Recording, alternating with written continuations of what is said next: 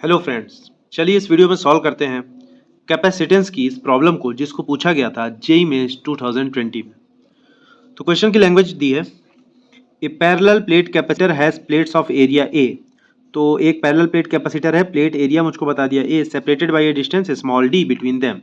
ठीक है, तो ये कुछ कैपेसिटर होगा। अभी चलिए मैं नीचे ड्रॉ कर दूंगा। उसका प्लेट एरिया ए बना है और प्लेट्स के बीच की जो डिस्टेंस है वो स्मॉल डी है। इसके अंदर कोई डाइलेक्ट्रिक भर दिया है जिसका डाइलेक्ट्रिक कांस्टेंट कुछ इस तरीके से दिया है। डाइलेक्ट्रिक कांस्टेंट दिया है के एक्स इजिकल टू के वन प्लस अल्फा एक्स। मतलब ये जो डायलैक्ट्रिक कांस्टेंट है ये कोई कांस्टेंट वेरिएबल कांस्टेंट वैल्यू नहीं रख रहा है, ये वेरिएबल है और किसकी वैल्यू किस पे डिपेंड कर रही है, एक्स पे।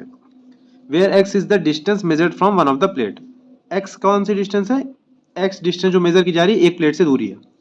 If alpha D is very very less than one, अगर ये जो वैल्यू है अल्फा डी ये का वन के कंपेरिजन में काफी कम है, तो हमको टोटल कैपेसिटेंस निकालना है सिस्टम का। ठीक है, तो अभी इस क्वेश्चन को सॉल्व करने की कोशिश करते हैं। इसमें मैंने ऑप्शंस नहीं लिखे हैं, इसको हम लोग पूरा सॉल्व करेंगे। ऑप्शंस के थ्रू जाने की मतलब सकते हैं, बट लेट्स पूरा इसको सॉल्व करने की कोशिश करते हैं। ठीक है, तो चलिए जो उसने बोला है उतनी चीज को हम लोग पहले ड्रॉ करने की कोशिश करते हैं। क्या बोला है उसने भाई, कैपेसिटर है पैरेलल प्लेट कैपेसिटर जिसका प्लेट एरिया ए है। तो मैंने बना लिया यहाँ पे कैपेसिटर। सपोज इनके बीच की डिस्टेंस जो दे रखी है वो स्मॉल डी दे रखी है। ठीक है, तो वो भी हम लोग कर लेते हैं, स्मॉल डी दूरी ले लेते हैं।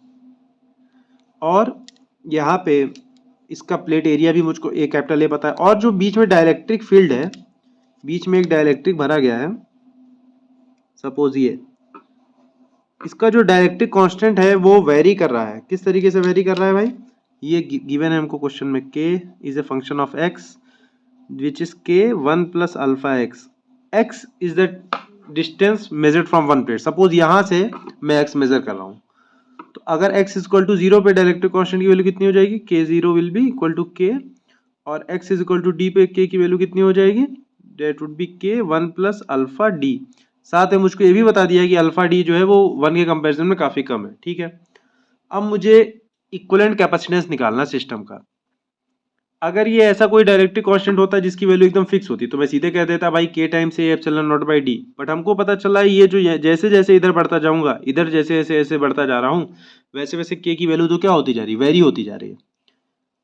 तो यहाँ पे हमको क्या करना पड़ेगा, हाँ यहाँ पे हमको यूज करना पड़ेगा इंटीग्रेशन। करते क्या है हम लोग, यहाँ से चलते हैं किसी रेंडमली एक्स दूरी पे जाते हैं। यहाँ वहाँ पे डाइलेक्ट्रिक ये जो मटेरियल भरा हुआ है उसकी एक छोटी सी स्ट्रिप मानते हैं जिसकी थिकनेस है डी एक्स। ठीक है, तो इस छोटे से स्ट्रिप की वजह से कैपेसिटेंस लिखेंगे। ऐसी तो कितनी सारी स्ट्रिप है, ऐसी तो इसमें बहुत सारी स्ट्रिप लगी हुई हैं। तो एक स्ट्रिप का कैपेसिटेंस निकले लिखेंगे। एंड देन मुझे पता है ये जो सारी स्ट्रिप छोटी छोटी ये पतली स्ट्रिप्स में बना रहा हूँ, ये सारी स्ट्रिप्स किस में जुड़ी हुई हैं, ये सारी स्ट्रिप जुड़ी हुई हैं सीरीज में।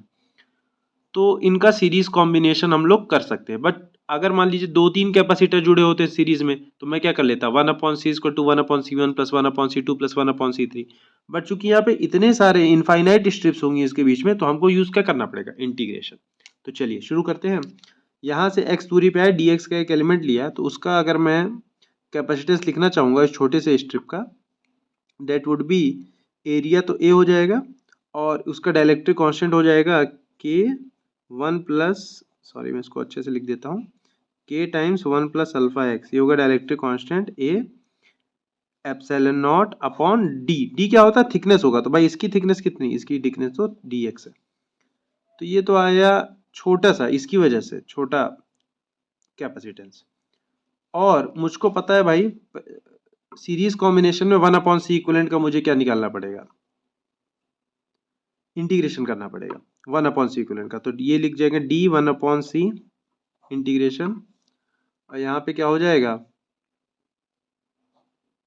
वन अपॉन सी, यहाँ पे भी करेंगे तो ये हो जाएगा डी एक्स अपॉन के one plus alpha x A epsilon not. ध्यान से देखिएगा मैंने क्या किया, वन अपॉन सी करा है। क्यों किया भाई, क्योंकि हमको पता है सी इक्विवेलेंट होता है one upon C one plus one upon C two plus one upon C three, कुछ इस तरीके से आता है। तो ये डी वन बाई सी यहाँ तो आ गया वन अपॉन सी इक्विवेलेंट। और यहाँ पे ये एक्स की वैल्यू कहाँ से कहाँ तक वैल्यू कर रही है, एक्स की वैल्यू जीरो से वेरी कर रही है डी तक, एक्स की वैल्यू जीरो से लेकर के डी तक। तो यहाँ पे क्या बाहर आ जाएगा, वन अपॉन के ए एप्सिलॉन नॉट, ये सब बाहर आ गया। तो यहाँ पे आ गया D x upon 1 plus alpha x, और ये कहाँ से कहाँ तक, एक्स इक्वल टू 0 से लेकर के डी तक। अच्छा, अभी इसको कैसे सॉल्व करेंगे, तो हम लोग क्या मान लेते हैं भाई, 1 प्लस अल्फा एक्स को मैं मान लेता हूँ टी, तो यहाँ से आ जाएगा alpha D X is equal to D T, alpha D X is equal to D T. तो मेरे पास तो डी एक्स है, डी एक्स को मैं लिख सकता हूँ डी टी बाई अल्फा। ठीक है, इसको सॉल्व करेंगे, 1 अपॉन सी इक्वलेंट आ गया, डी एक्स की जगह मैंने लिख दिया डी टी बाई अल्फा, तो ये हो गया K A alpha epsilon naught और D T upon 1 plus alpha X is T, X is equal to 0 से लेकर के डी, तो 1 अपॉन सी इक्वलेंट हो गया 1 अपॉन के ए अल्फा एप्सिलॉन नॉट, इसकी इसका तो हो गया एल एन टी, और इसको मैं एक्स इक्वल टू 0 से मान लीजिए डी तक लेके जाता हूँ। टी की वैल्यू अगर मैं रख देता हूँ यहाँ पे, एक स्टेप और चलिए एक आगे ही बढ़ा लेता हूँ मैं, के ए अल्फा एप्सिलॉन नॉट और यहाँ पे हो जाएगा एल एन, टी की वैल्यू मैं रख देता हूँ 1 प्लस अल्फा एक्स, तो वहाँ पे आ जाएगा 1 plus alpha D minus L N, फिर यहाँ पे एक्स की वैल्यू 0 रखूंगा तो ये एल एन 1 आ जाएगा, तो एल एन 1 तो खत्म ही हो जाएगा, 0 हो जाएगा।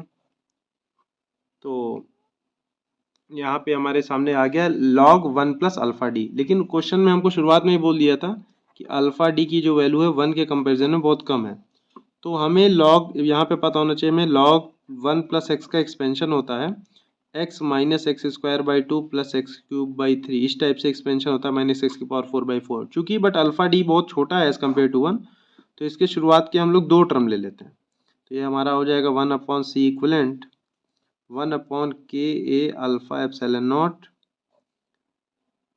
एक्स मतलब alpha D minus alpha square D square by 2, ये आ गया।